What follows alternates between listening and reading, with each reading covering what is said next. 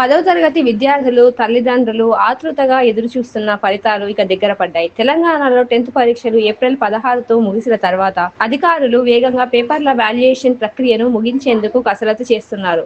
ఆంధ్రప్రదేశ్లో కూడా ఫలితాలు ఈ నెలాఖరులో వెల్లడయ్యే అవకాశం ఉంది. తెలంగాణ బోర్డు అధికారులు ఏప్రిల్ 23తో పరీక్షా పేపర్ల వాల్యుయేషన్‌ని ముగించాలని లక్ష్యం పెట్టుకున్నారు. ఆ తర్వాత మార్కుల నమోదు మరియు ఇతర ప్రాసెసింగ్ పనులకు మరో 10 రోజుల సమయం పట్టవచ్చని అంచనా వేస్తున్నారు.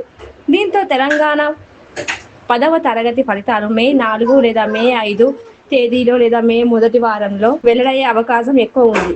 ఈ సంవత్సరం తెలంగాణ మొత్తం 5.17 లక్షల మంది రెగ్యులర్ విద్యార్థులు 10థ్ పరీక్షలు రాశారు. గత సంవత్సరం ఏప్రిల్ 30న ఫలితాలు వెల్లడైనందున ఈ ఏడాది కాస్త ఆలస్యం కావడం సహజం అని అధికారులు చెబుతున్నారు. ఆంధ్రప్రదేశ్లో మాత్రం అధికారులు ఏప్రిల్ నెలాఖరులోనే ఫలితాలు వెల్లడించాలని ప్లాన్ చేస్తున్నారు. గత సంవత్సరం ఏప్రిల్ 23న ఫలితాలు వచ్చినందున ఈసారి కూడా ఏప్రిల్ 25 నుంచి 30వ తేదీల మధ్య ఎప్పుడైనా ఫలితాలు వచ్చే అవకాశం ఉంది. ఫలితాలు విడుదల తేదీకి సంబంధించిన తెలంగాణ ఆంధ్రప్రదేశ్ పాఠశాల విద్యాశాఖ బోర్డు ఇప్పటి వరకు ఎలాంటి అధికారిక ప్రకటన చేయలేదు.